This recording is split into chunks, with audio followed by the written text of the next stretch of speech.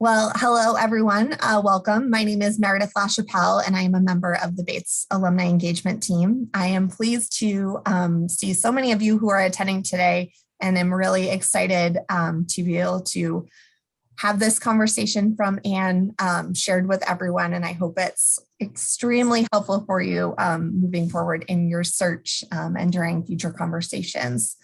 This is our fifth program in the Alumni Professional Development Series, which is a collaboration between Bates Alumni Engagement and also, of course, Lighthouse Career Associates led by Bates' own Anne Shields.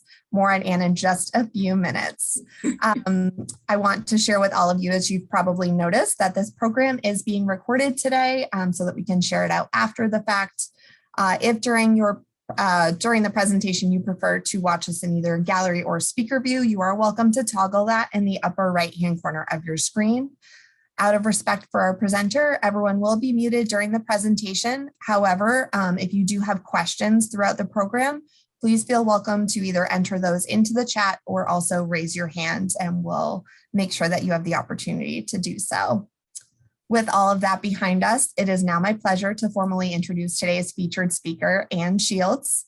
Anne Shields and Lighthouse Career Associates offers incredible professional development opportunities to people at any stage of their career. Anne is a Bates graduate from the class of 1980 and also parent of Keenan, class of 2018. She has 30 plus years of career coaching experience, primarily with liberal arts graduates and students. She's worked at several of the top tier liberal arts colleges and has consulted at or worked closely with dozens more. I hope you'll join me in welcoming Anne. Thanks so much, Anne. Thank you. Welcome, everybody. It's a great day to be a Bobcat. And you didn't, Meredith, but I'll give a plug. The Friends of Bates Athletics are hoping for lots of alums to engage today. I'm a class agent, have to help. Okay, that's enough of that. So, ready to relaunch. We've got an interesting group of people who registered for today. We have a class span of 20 years. We have some men, we have some women, we have some people who appear to be currently actively working. We have some people who have no job title or no organization down on the registration list. So I'm going to make a reasonable guess that your Bates profile is completely up to date and you're at home now for a while.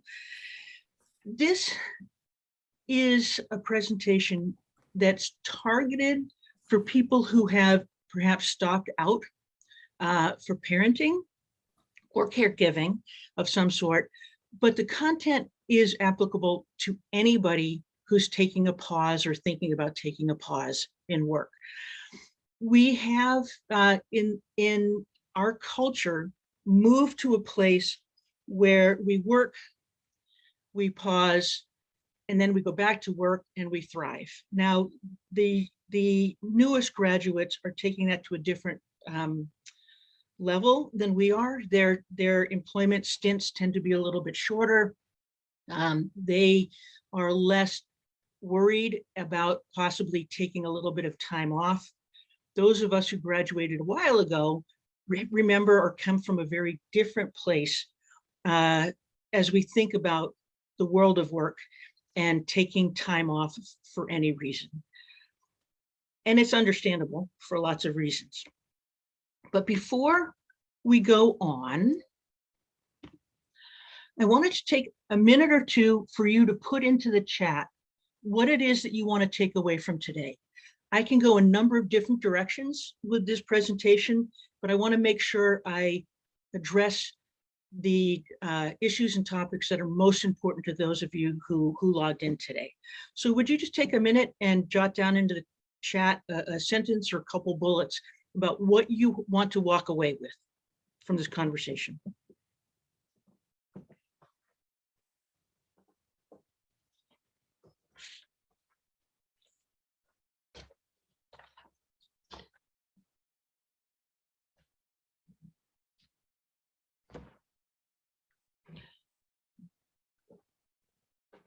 Oh, come on, there's more than two of you out there. Give me something.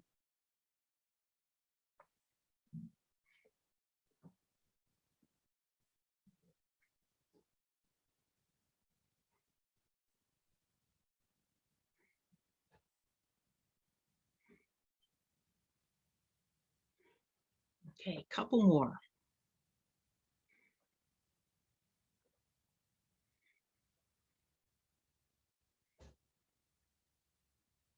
Oh, good.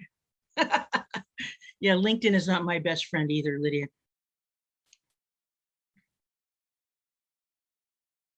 Okay, this is great.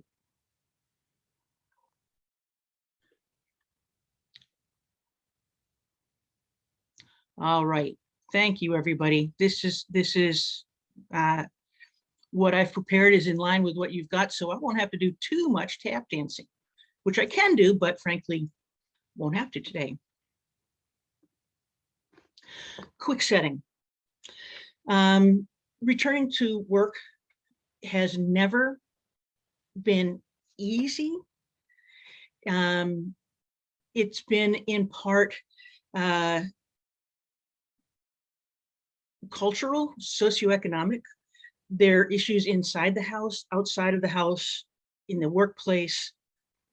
Lots of things, lots of forces come to play and make this often a difficult time for people who are thinking about getting ready to go back after some time off. It's a different struggle for different people. Part of it's socioeconomic. Some of it now is how close are we to family members who might be able to help care for children. We have different types of families. We have dual career families. That's relatively recent, if you think about it in terms of the 21st century, 20th and 21st century. There are options. Do you stop out? Do you get on a mommy track? When you're out, do you stay home full-time mom? Are you a bad mom if you work part-time? Are you a bad mom if you have a nanny? Are you a bad mom if you, fill in the blank.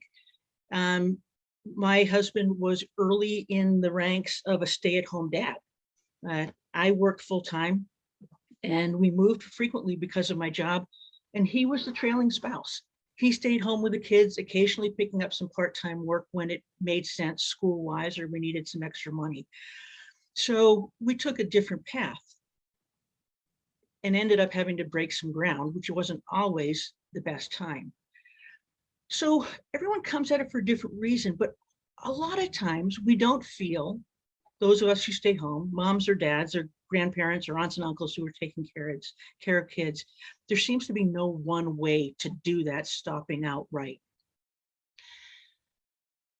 And in some ways, there's no wrong way of doing the coming back into the workplace. And there's no wrong way of coming back into the workplace. There are a lot of different ways to come back in now.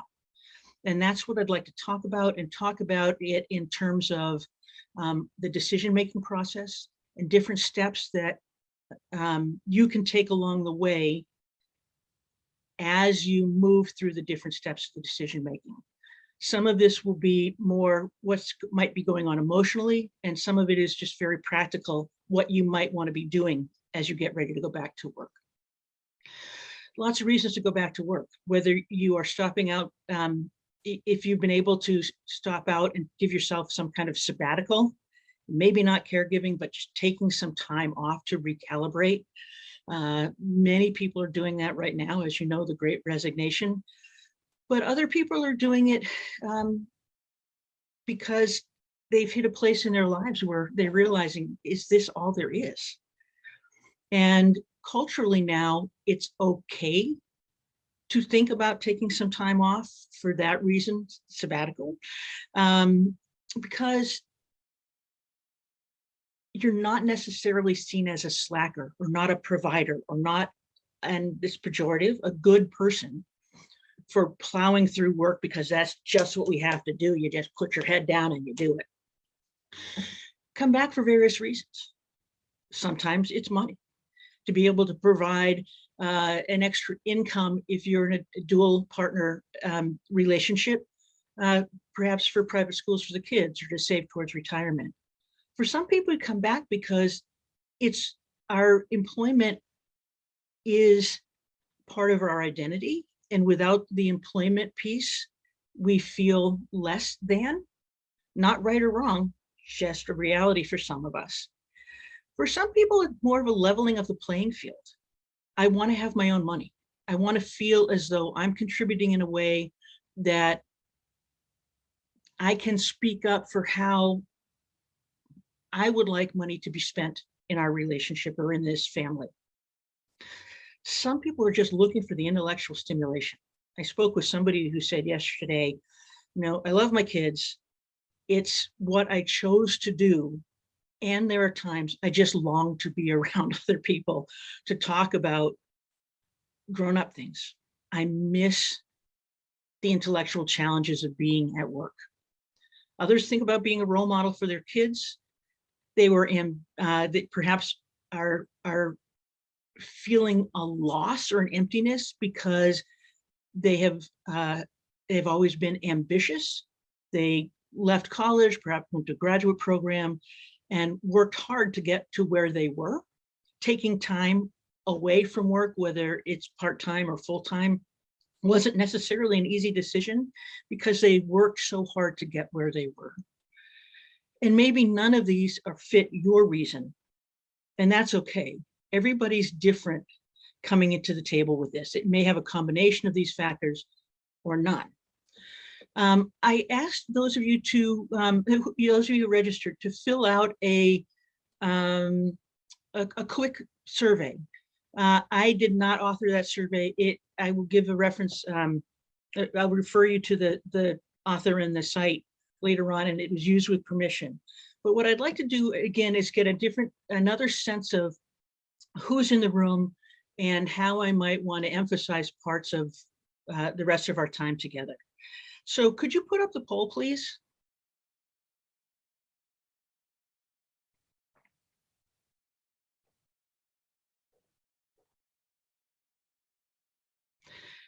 These questions are coming straight from the survey or quiz, the readiness document that I sent you. If you didn't take time to fill it out, I completely understand, life's insane.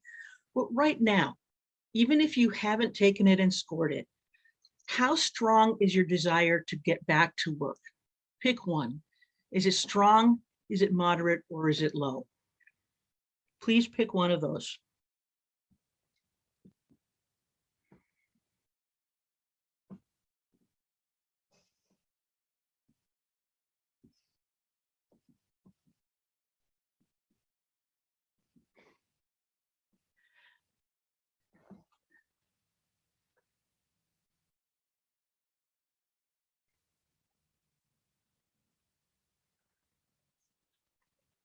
Okay, so I'm getting ready. I think I'm getting ready, and nope, not yet, but I'm guessing the folks who are not terribly motivated have a voice in their back of their head saying, yeah, but you're going to have to deal with this sometime. Okay, second question, please.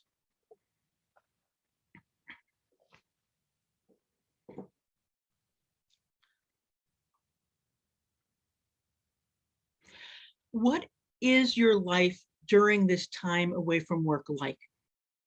Do you have a lot of time to think about what's going on? Are your kids in school? Is the caregiving in a situation where you do have chunks of time to think on your own? Maybe sometimes, maybe it's erratic, maybe it depends on whether your kids are online or not.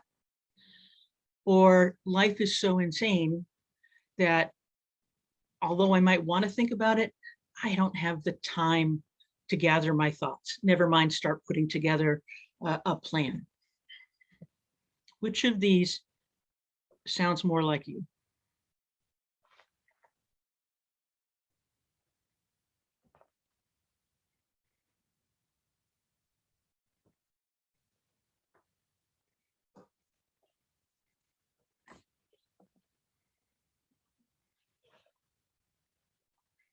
Okay.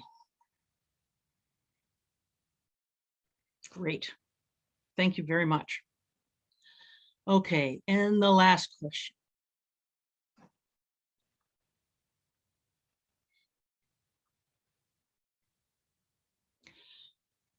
This is related to if you were to start heading back to work, Do you have a lot of support already built in around you at home?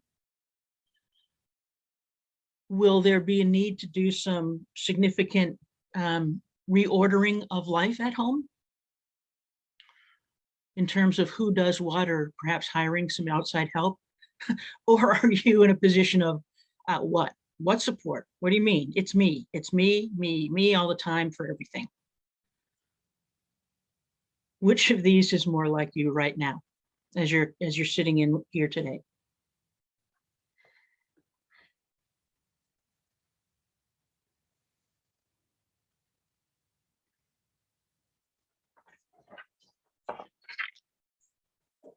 Oh, yay. Okay. I've got something for everybody, I believe. Before we move on, though, do we have any questions either from raised hands or from the chat?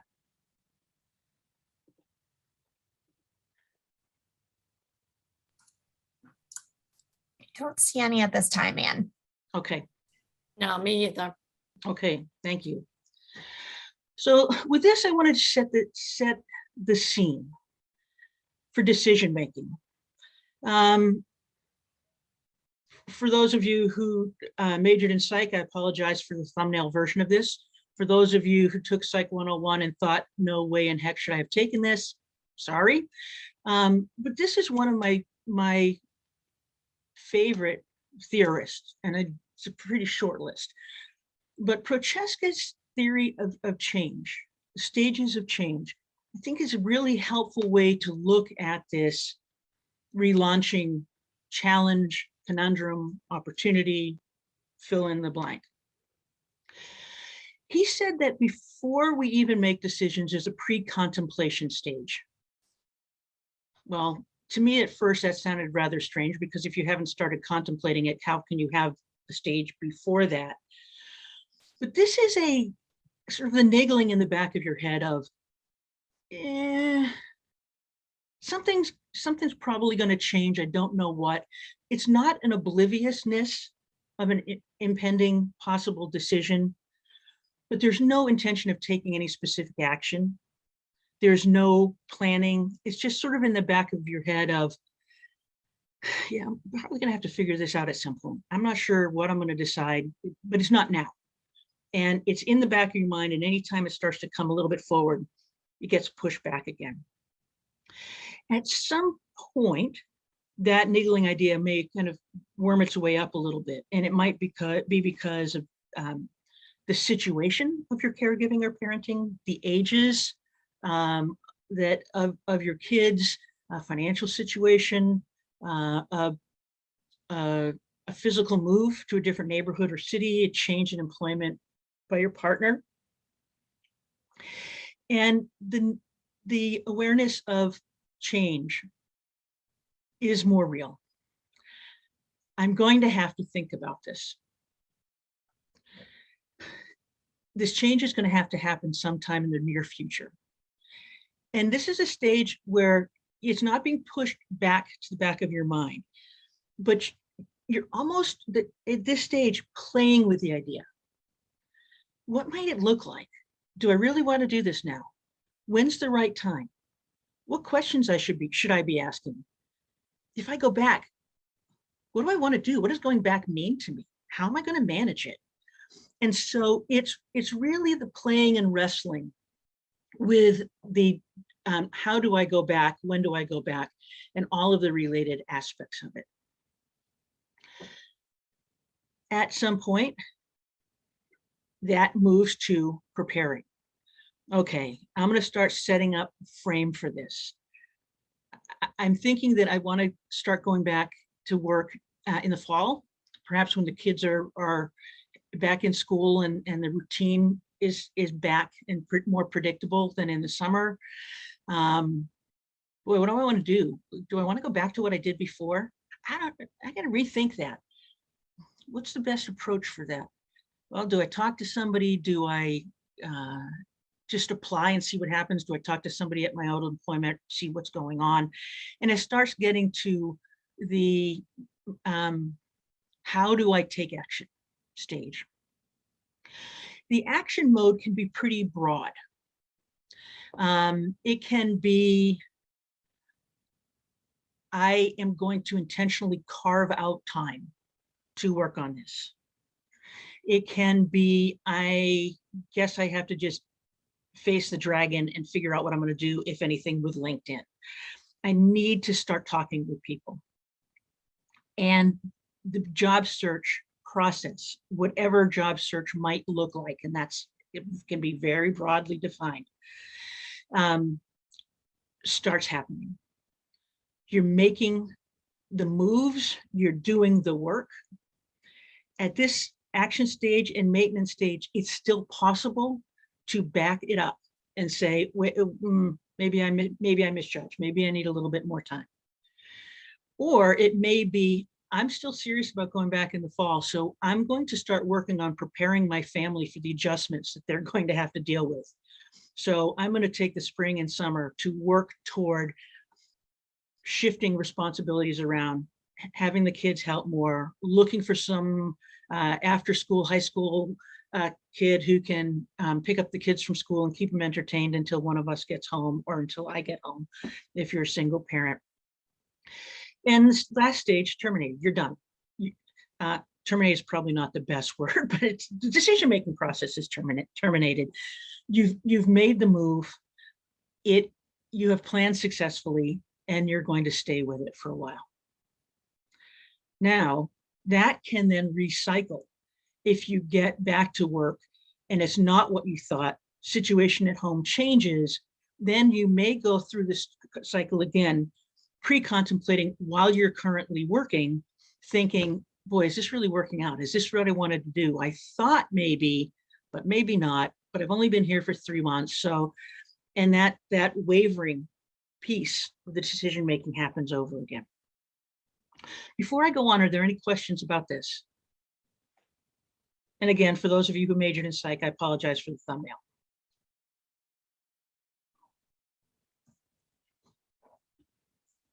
We all good? I think we're good from what I can tell you. Okay. So the pre-contemplation. Some of what may be going on here is just a realization that this is not necessary to make a decision yet, but I know I need to play with it. There can be some fear involved, and that's a piece of why it keeps getting pushed back. And in the past 2 years, our environment has been a constant state of whitewater. Are we restricted to home? Are you working part-time, flex time? Have you been furloughed? It's not been predictable. Contemplation. This is where you are starting to have that come forward, and you may be doing the pros and cons. You may be asking other people what they think. You may be getting more aware of what other people around you have done, how they have solved their challenge with this question. Some journaling or some thought about, so what's going on with me? Can I even go back? My tech skills are 8 years old, 15 years old. Do I even want to go back to that? Yeah, I worked my tail off to get to that job before I stopped out, but man, that was hard work before I had all these other responsibilities. I now have a family, or I now am caregiving, and I'm the primary caregiver for an elderly parent or other relative. That's higher value now than the next promotion or the next big project that I can complete. How do I think about this? How do I decide? In the preparation, if you're at this stage, you can start thinking about what could I bring back? If I go back to work, or when I go back to work, what are the skills? What are the strengths that I want to be using within this new context of my life? A little bit more active searching about what are other people doing? How did they do it?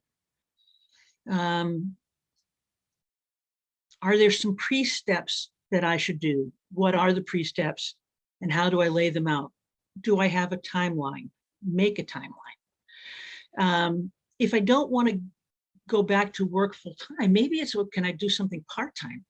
Well, I don't think I want to do what I was doing before part-time, but I could. Maybe I could just work on a project basis. I could be a consultant. I could do gig work, or maybe I could do some part-time work and build it into a full-time business. Maybe I'll just do something and make some money, but a job that allows me to have a fair amount of flexibility with my time, maybe summer time off, working more of an academic year calendar.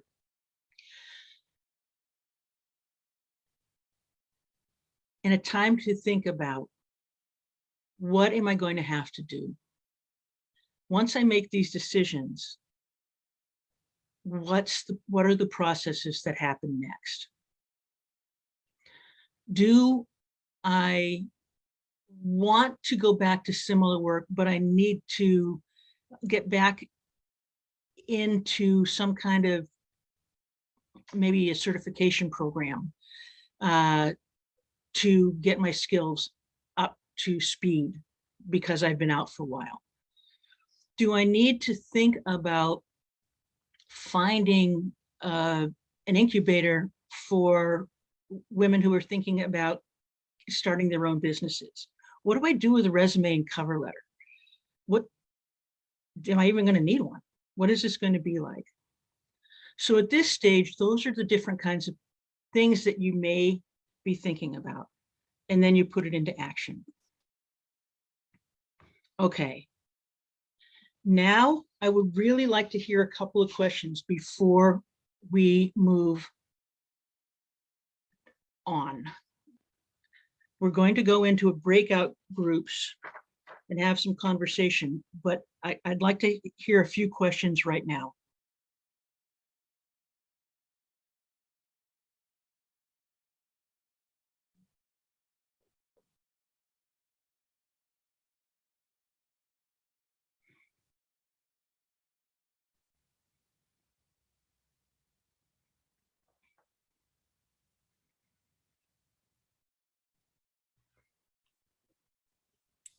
I have one in. Mm-hmm. Well, at least it came up saying there was one in the chat. Oh, here they are. Question is, are headhunters still a thing? Okay. And I'm guessing those of you who aren't throwing out other questions may be saying, yeah, that's what I want to take away. So I'll roll back and look at some of those too. A few quick hits. Are headhunters still a thing? Yes and no. If you, okay, Megan, thanks. If you are still active and visible in a field, well, actually, let me back this up. Headhunters and recruiters can be viewed in two different categories, and the words sometimes are used interchangeably, but out for definition. A recruiter is someone who is hired by an employer to go and find someone that fits a particular job description that the company wants to fill. So they're tending to look at people who are up and coming in the field or have proven success someplace else. They'll get a phone call. Often they say, wondering if you know anybody who might be interested in this position, when really they're calling for you. And sometimes it really is just I need a list of possible people to call. So when I say recruiter, that's the kind of process I'm thinking of. Another process that I will call headhunter, and you may use a different word, can be someone that you hire as a job seeker to not only help you craft your job search materials and prepare a narrative, which is the new job, relatively new job search language for branding yourself. And what's your story? What are you bringing to the table? And you pay that person to help you find work. And it may be a flat rate, or it may be a percentage of your first year's salary. So are they still a thing? Yes and yes for both. Is it something as an easy go-to if you're trying to relaunch? Probably not, unless you have been active in keeping yourself professionally engaged and visible, and can be seen by one of these people as someone who's ready to head into the market. Sorry, is seen by a recruiter as someone who could slide in to a position that they're trying to get paid to fill. A headhunter may very well take your money, especially if it's a flat rate up front, because they're going to get paid whether or not you end up in a job that's satisfactory for you. I would caution the use of a headhunter as I've defined it.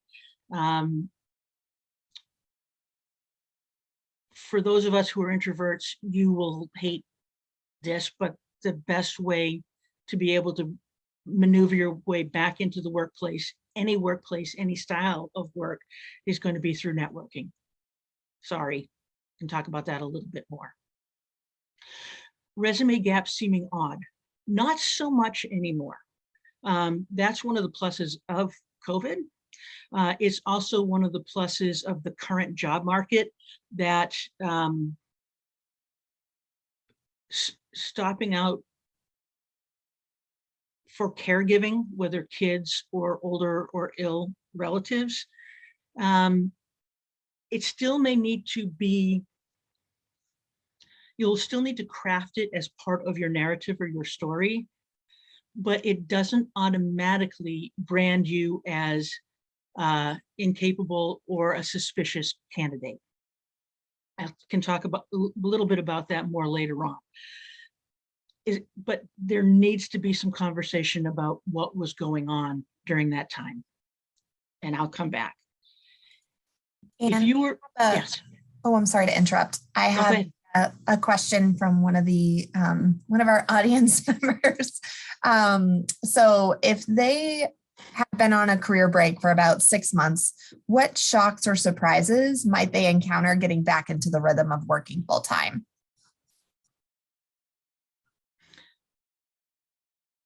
This may sound strange, but I'm going to, I just had an image pop in my head, and that's of being an athlete or a dancer. You were active at your craft, you were active at your craft for years, and your muscles were flexible, you had a routine, you were in shape. If you've been off for 6 months, your body and your mind, your energy levels through the day will have shifted. Not saying that at all that you've been on vacation all of this time and done nothing, but getting back into a routine will take some time. You can lessen the shock by building yourself up to it. If you have kids getting back to school at the end of the summer, I used to put my kids to bed earlier and get them used to getting up earlier. It sounds silly, it sounds simplistic, but that's a piece of it. Working in an environment where some people are flex or remote and you aren't, or you're flex, that can be a bit of a culture shock also. It will require a different kind of intentionality for staying in touch with colleagues, to developing relationships with new people on the team. You're not going to just bump into them walking in and out of the parking lot or at a coffee pot. This has been one of the things that's been the hardest for the youngest grads trying to get into the workplace. They've started remotely, and they haven't had the opportunity to be in a workplace. They don't know about watching and learning because they haven't been able to watch.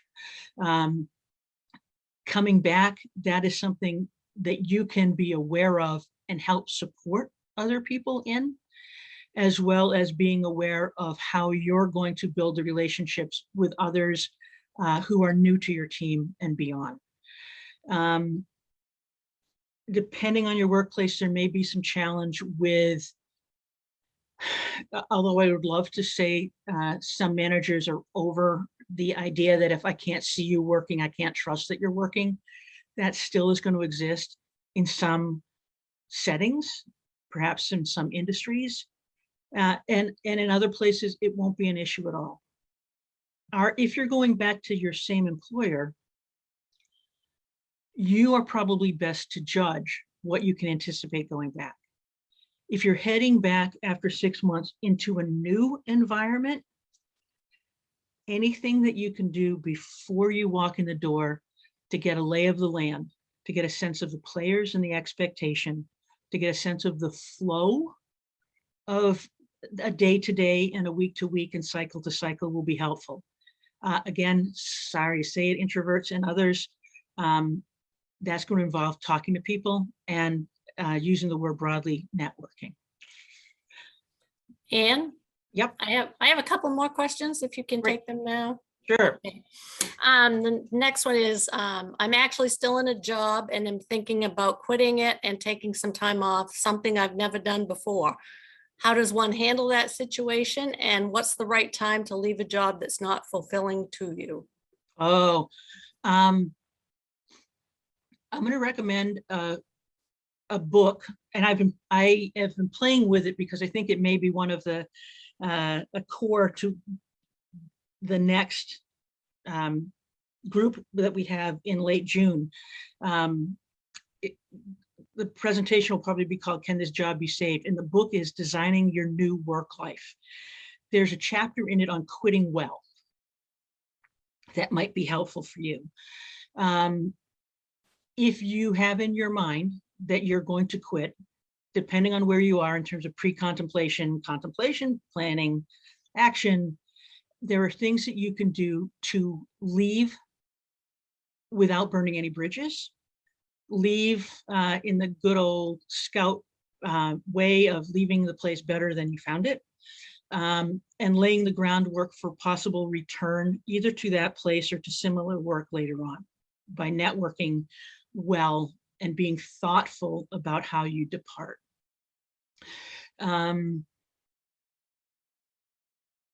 That's probably more of an individual, know more about your situation to be more specific than that.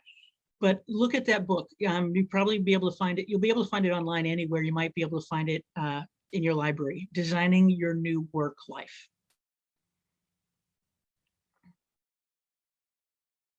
Another question? Yes, one final one I have here is, what are your thoughts on returnships? I'm going to ask for clarification. Returnship is going back to the same job you had?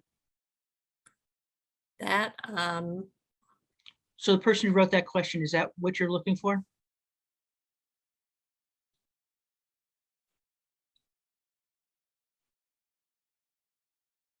I'm not getting a response yet.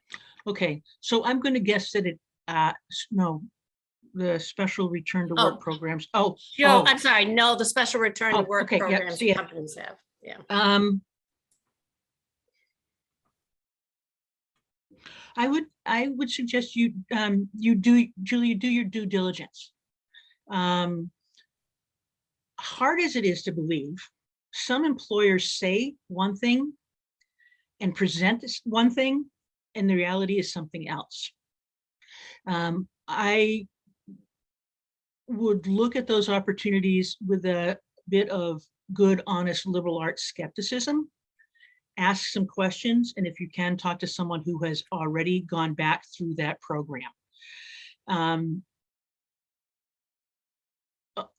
Not what you're asking, but on the flip of it, I want to put this in. If you're thinking about leaving your job, going back to the earlier question, and possibly coming back to that job after some time away, that would be a time to have conversations about how you might return. Will they hold the position for you? Will you go back to an equal level position but not exactly the same position. Some of that pre-leave negotiation is possible depending on your employer. How you frame it, how you discuss it with them, how you present it in terms of the value the employer will get back by working this arrangement out with you, it'll make a difference. If they see that it's a value to them, then it's more likely that they'll have some room to negotiate with you. That's a situation where you want to go in with some things in mind about what your ideal situation would be like, and then compromise down from your ideal rather than what might they be willing to do for you. The returnship programs, Julie, if you're going back to your old employer, you already know some of the players, you know some of the culture, you know about the integrity of the culture. And then I think you just have to make your own decision there. There are opportunities now to return to work or to restart work with a new company remotely. There are a couple of businesses that I know of that are doing quite well financially, working with employers to help design those programs and then helping to identify potential candidates for them. Often those candidates are going to be people who were ambitious and excelling in their position before they left. There are going to be challenges both at the workplace and internally about what does it mean to be back to work and working full on while you still have those new responsibilities or perhaps not so new responsibilities going on in your life. This is something that may be part of the pre-contemplation or contemplation issues for you. If I get there, will I be able to still do, I'll use parenting again, or the part-time caregiving that's so important to me has become a new part of my values. It may, based on my own experience, HR may have some policies and your boss, your direct supervisor may have some different interpretations of the policy, and may be more able to do some bending around an employee who brings good value back to the organization.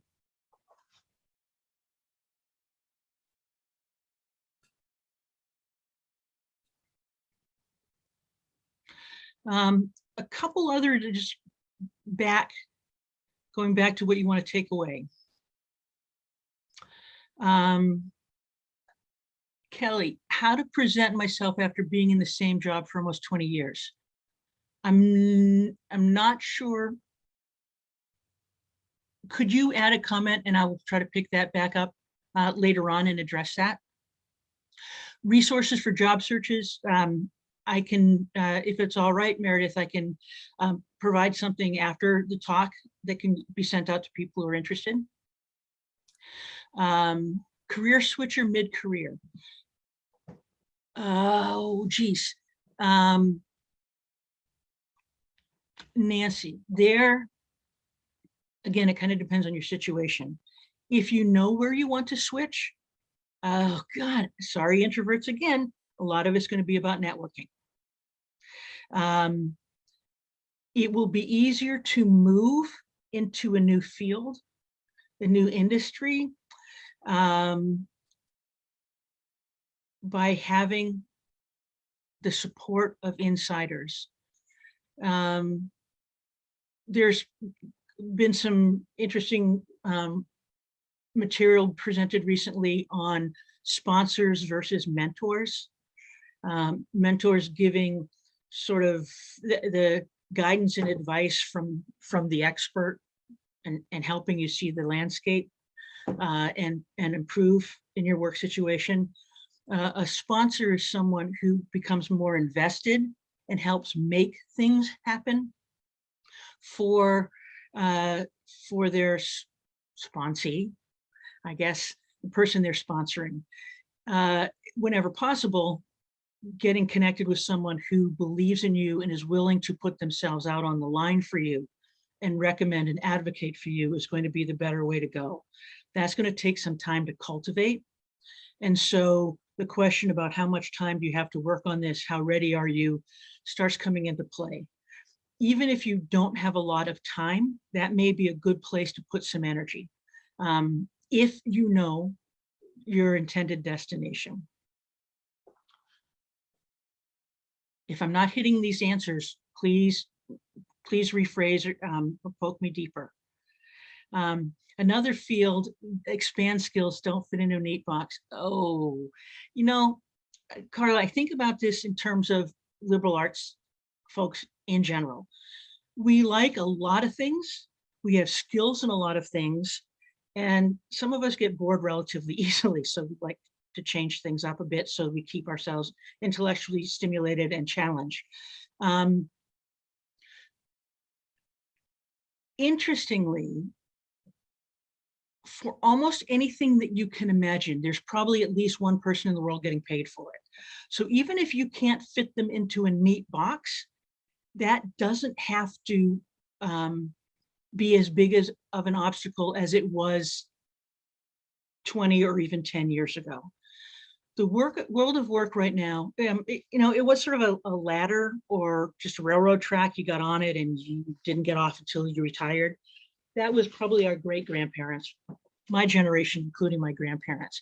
Then it sort of went to, I think we're more sort of in the world of four-wheelers now. You don't need a path. You can move around in the world of work, not randomly, not impulsively, but there are ways to reframe yourself, to work a narrative, to be able to explain what your set of skills can uniquely bring. This will not likely be the kind of job search where you are going on Indeed or one of the other big job boards and finding a job that matches your skills. Those positions are generally going to be fairly straightforward, fairly traditional in terms of how the job descriptions are written up. Often, and this is no offense to any HR people who are attending, but job postings often have to follow a specific protocol or set of guidelines that a company has. And so, primary responsibilities, secondary responsibilities, it fits a formula for the organization's HR guidelines, but doesn't necessarily describe what you would be doing. It's going to be networking. Oh, I'm sorry. No, I'm not sorry. I hate to network. I'll just go right tell you, I hate to network. I'm an introvert. Cold calling is horrible. Writing to people cold on LinkedIn for me is horrible. And I have been surprised at how wonderful people have been in terms of making time to share and be generous with me and be supportive. Okay, financial stability when taking time off from work. There's a woman that I will point you to at the end who has some phenomenal information on the financial aspects of taking time off, being off, and coming back. Great resource. She has free resources online and also does coaching. Whew. Okay.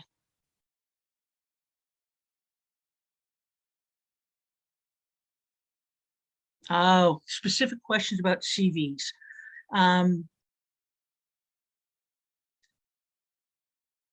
Kelly, and I'll do this really quickly. I would suggest that you have the company name first and the span of years in the first line of the block of the resume. And in the second line, put the job titles in chronological, reverse chronological order underneath it. So it shows that you've had multiple jobs, and then in your bullets, highlight the skills that you've used over your time there that are most relevant to the thing that you want to do next. And if you want a little bit more information on that, I'm happy to talk with you. Whew, okay. Question, I guess, Meredith and Shauna. What do you think? Should I keep going on these questions, addressing them like Q&A, or do you think the breakout rooms might be a good thing to go to? Sorry to put you on the spot, but. It's a great question, Anne. I think it might be helpful to let people who are joining here, and I especially want to be, and so maybe people can just enter into the chat what their preference might be. I especially want to be sensitive of those who maybe are able to listen but not participate. May not be able to participate at this time. Yes. Okay.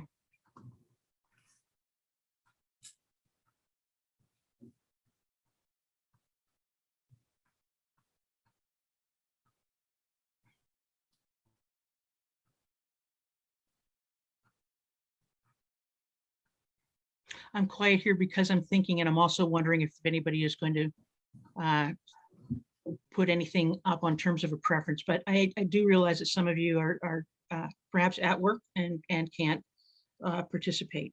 Oh, new message. Okay. Tell you what, Meredith, how about this? Could you, if you'd like to go into a breakout room for 10 minutes and meet some of the other people who are on, please, how about this, Meredith? They raise their hand. Sure. And you put them in a group, and everybody else can stay on.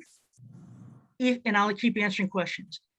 If you decide you want to go into a small group and just see who else is there, or you found a classmate that you haven't seen in years and you'd like to connect, you'll be able to get the Q&A piece afterwards because we are recording. So you won't be missing anything if you decide to go in a breakout room for a little while. So if you'd like to go into a breakout room, use the pointer to click on raise your hand. And Meredith, if you could do that, I know it wasn't what we planned, but if you can do that, I'd appreciate it. Sure. And why don't we have that happen? Let's plan no more than 10 minutes in the small group, and anyone can come back anytime they want. They can just choose to leave the group and come back. Sure. I'm just going to give people just another minute. Okay. To decide. So if you choose to go into the breakout, you won't miss anything because it's being recorded. You will gain the opportunity to find some other people who are working through some of the same challenges as you, which could be helpful down the road.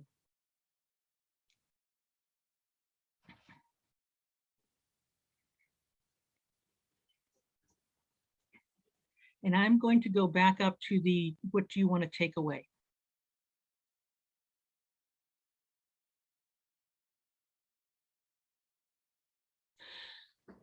What do you want to consider deeper?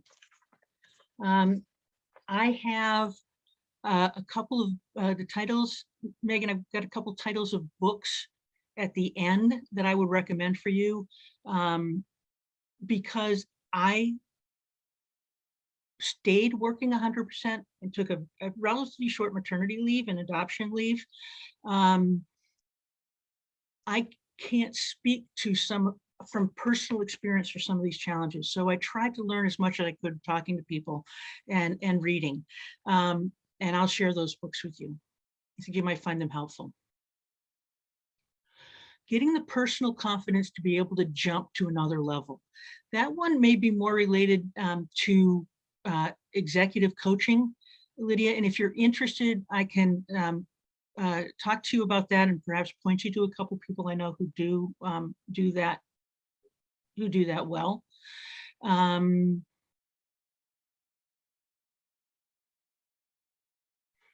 time away for a cover letter and a resume again. That one, if you've networked well, you may still need to put a resume and cover letter together for the application process, because HR departments need to track all of those materials so that they can show that their processes were fair and just and non-discriminatory. If, however, you have made the contacts inside the organization that have helped you move into being a strong candidate, what you write in that cover letter and what you write on the resume will be less of an issue, because they will already have met you, like you, decided you'd be a good value add to the organization. In that case, the job search materials end up being just something gets submitted as part of a process and not really be part of the evaluation. LinkedIn, hate to tell you, it's there, it's everywhere. There are ways to be incredibly active with LinkedIn and use it to network, to find opportunities and to build out your contacts in your professional network. You can also, depending on your industry, depending on your goals, you may be able to have a relatively stripped down LinkedIn profile. The not necessarily great use of a LinkedIn profile right now is essentially having it be your online resume, but even that is better than nothing. If you're going to spend some time putting together a good LinkedIn profile, I would suggest you look at, let's see, what's it called? There's a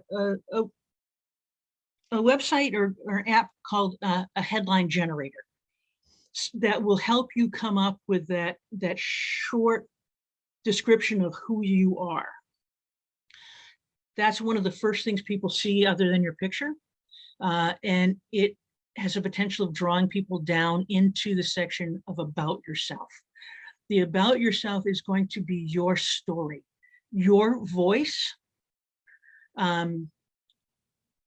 Don't like this word, but it's the word brand. I always feel like I'm like a block of cheese or a box of cereal when I say that. But it's the word that's used. Who are you? What's your story? What do you bring? What distinguishes you from others?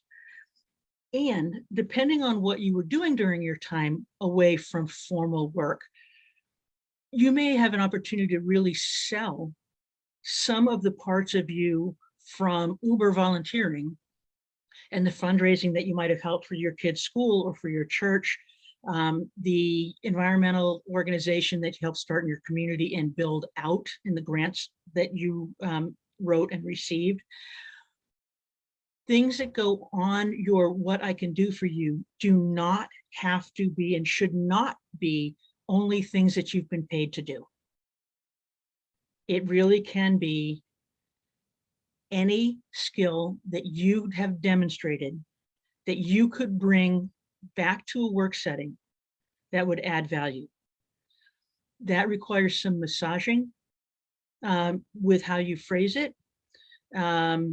If you know where you're heading, you have a sense of the kind of job, look at the job descriptions and use the language from the job descriptions that you're looking at, and use that job posting essentially as a thesaurus for you, and use the verbs that are on the job description to describe what you do if they're close. Restarting after a long gap from parenting. Julie, you're in a situation where almost anything is possible, which is sort of like, what can you do with liberal arts? Anything you want. Some of us didn't say, oh, isn't that wonderful? Because we didn't know what we wanted. So you can do anything you want was actually, for me, I'll speak for me, a little more depressing than helpful. And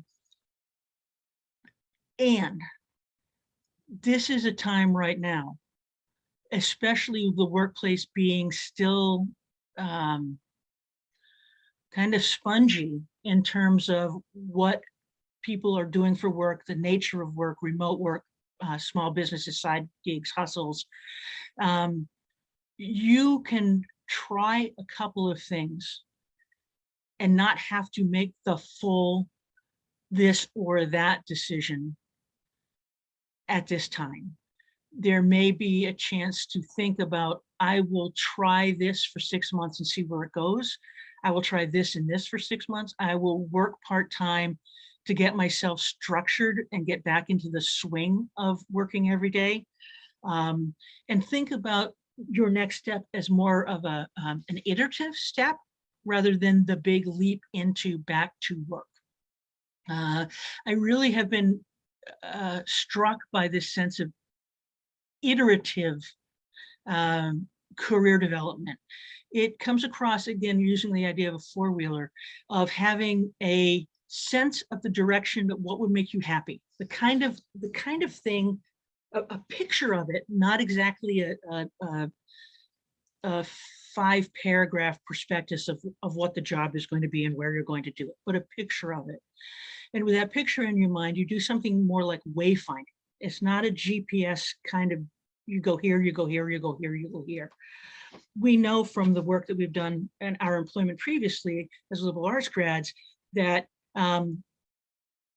there's more ways to get from here to there than the direct path. And sometimes for us, the direct path isn't there.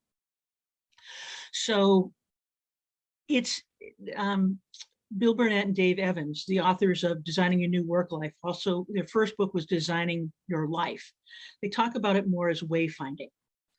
If you have a picture in your mind of what kind of things, a combination of things, work and personal, because you're a whole person, work, personal, family, leisure, financial, a picture in your mind of what it would look like if it was great, then you move yourself towards it. You take baby steps and you keep tweaking your direction with each baby step, and you wayfind your way to that vision rather than I want to be a pediatrician and therefore here are the steps, boom, boom, boom, boom, boom. Most of us coming out of liberal arts did not have that kind of career path. And so drawing on what you already know, you can take that over into the what do I do next? Or what things do I want to do next? Okay, that was a whole lot of talking. Are there new questions, other questions that might be helpful? There's still some more here that I can do, but help me out, folks. This is your time, and I want you to feel like it was used well.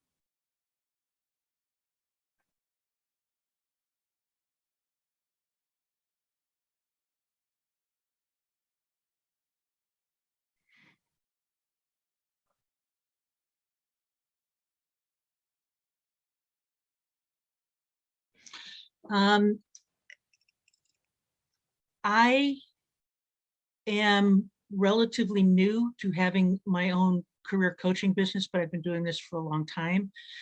If you're interested in having a conversation about working together, I'm happy to have that conversation.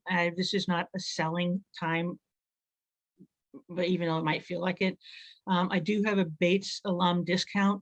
I've been waiting my whole career to be able to do something for Bates and other folks who are like me, who are liberal arts grads.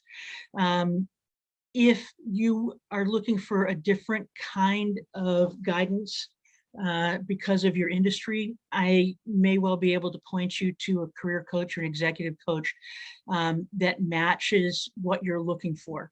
It's not necessarily something you want to just go Googling for. Okay, folks, what else do you have?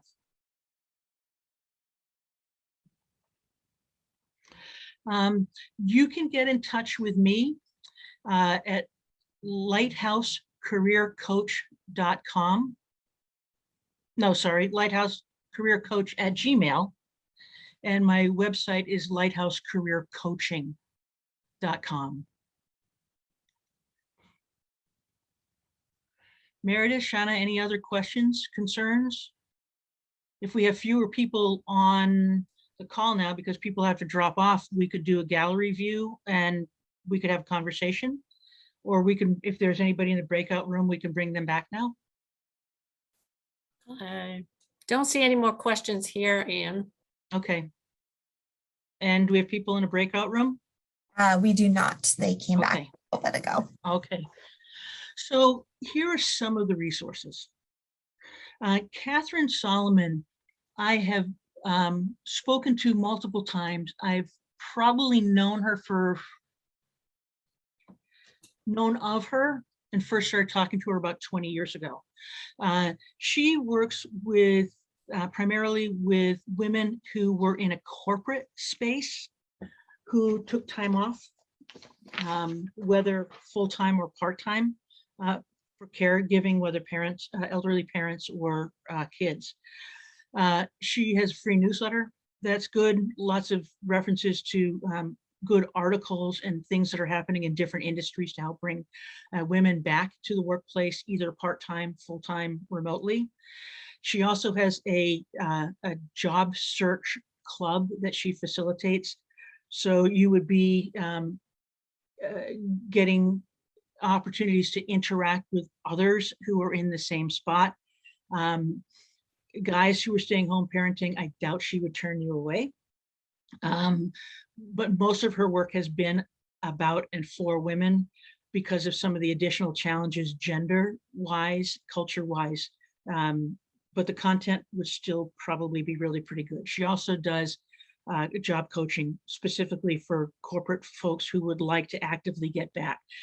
She is also the person who has good information about the financial implications of pausing work and how to weigh the pros and cons financially of going back in some way, shape, or form.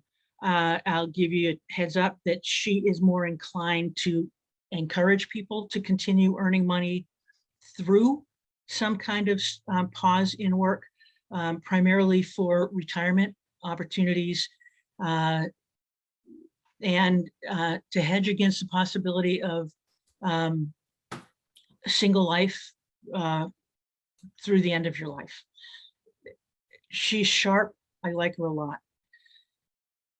Carol Fishman is the person I got the Relaunch quiz from.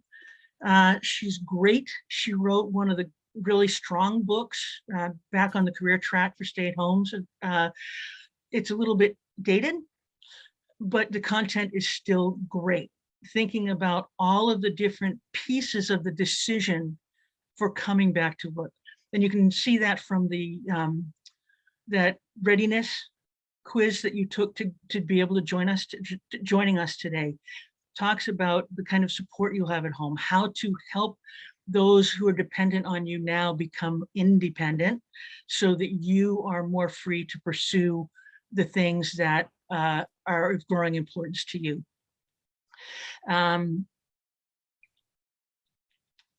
Ambition Decisions, very interesting, written by a couple of, I believe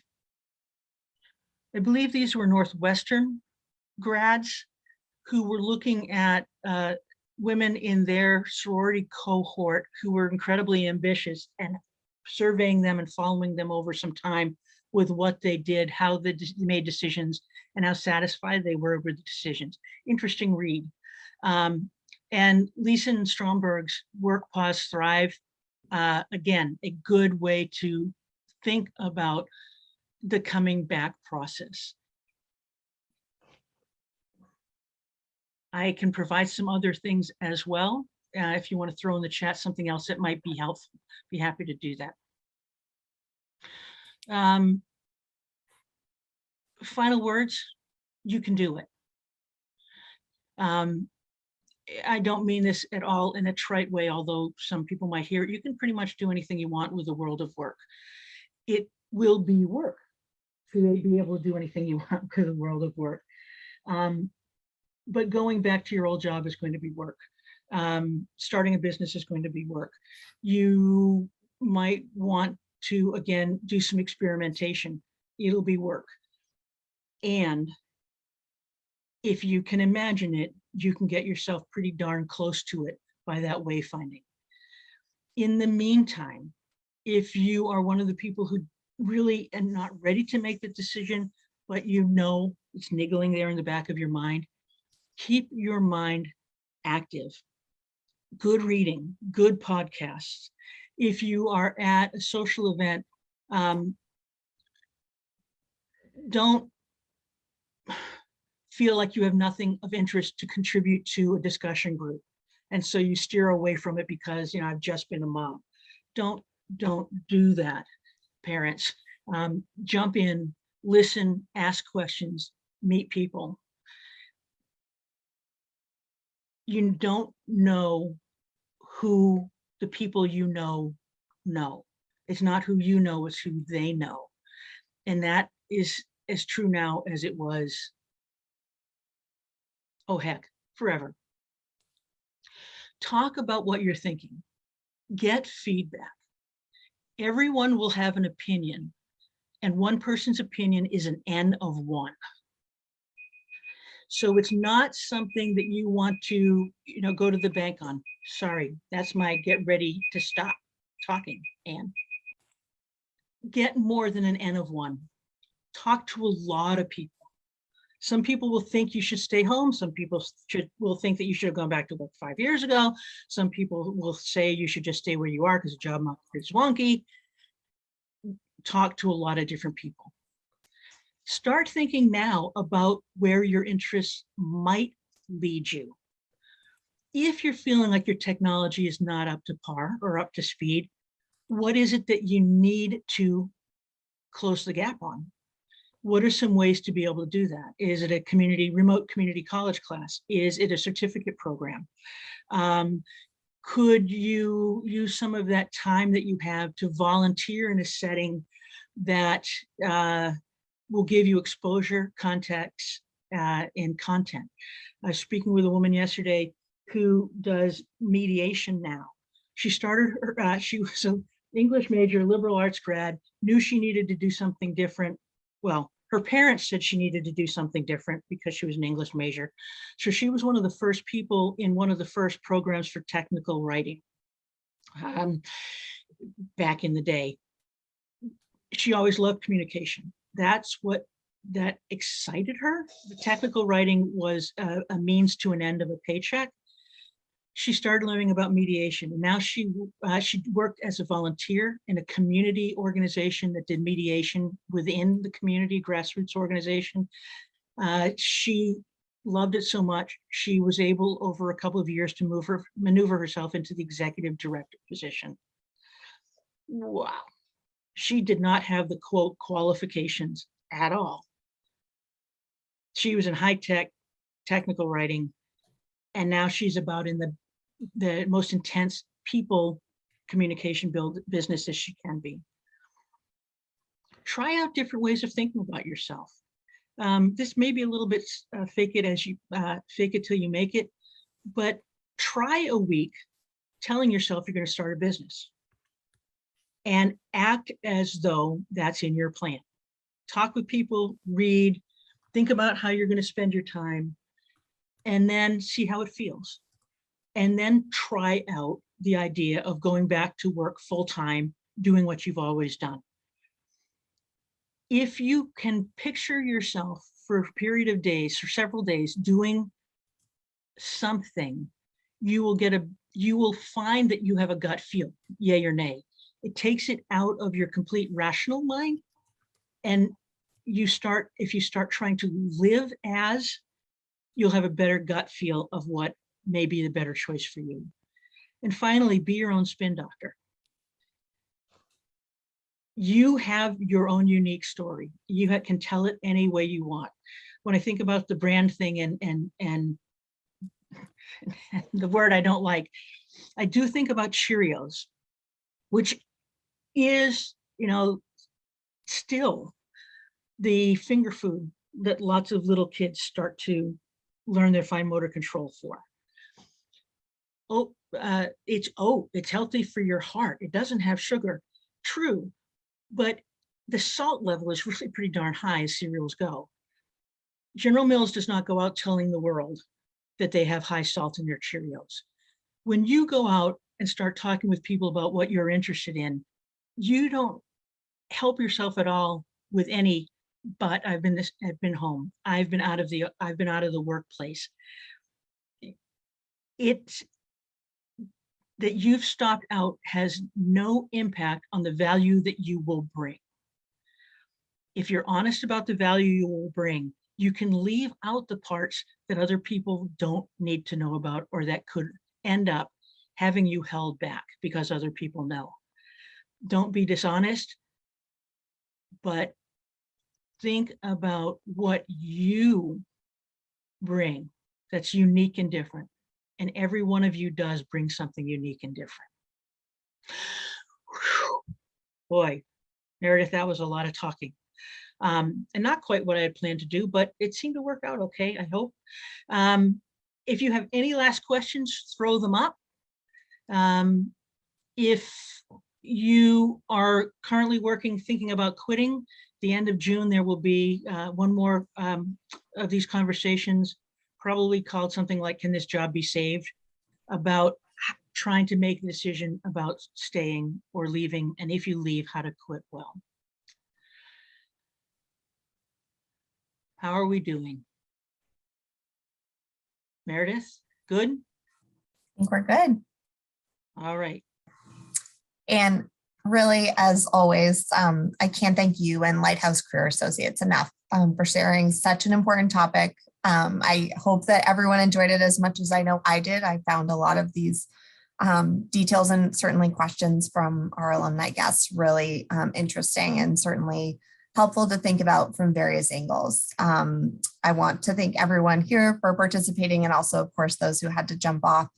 And we definitely hope that this was helpful and informative for you and that you'll consider joining us for future professional development programs as well into the next year, starting with the one that Anne just mentioned sometime later in June. Please be on the lookout in the days ahead for a follow-up email, which will include not only a recording of this program, but also a follow-up survey as well, which Shanna will be dropping into the chat for us. We'd love to hear your feedback and know what we can improve moving forward and what different topics are also of interest to you so that we can be a really wonderful resource for all of the alumni who attend these. I hope that everyone enjoys the rest of their day. Thanks again, Anne, for being such a wonderful speaker as usual. And certainly if you have any questions at all, please feel welcome to be in touch with either myself in the Office of Alumni Engagement or also Anne as well at Lighthouse Career Associates. Please. And everyone, thanks for being here. I hope most of you were able to take away what you came for. It's a huge topic and it's so individualistic. Use those resources, reach out. I can point you some other directions, and please take advantage of these things that Bates is offering us. Heather and Meredith and the others on that team really do want us to continue to have a relationship with Bates that's not just about writing checks, but about engaging and adding value to the lives of individual alumni. So thanks for joining us, and I hope I get to see you again at another time.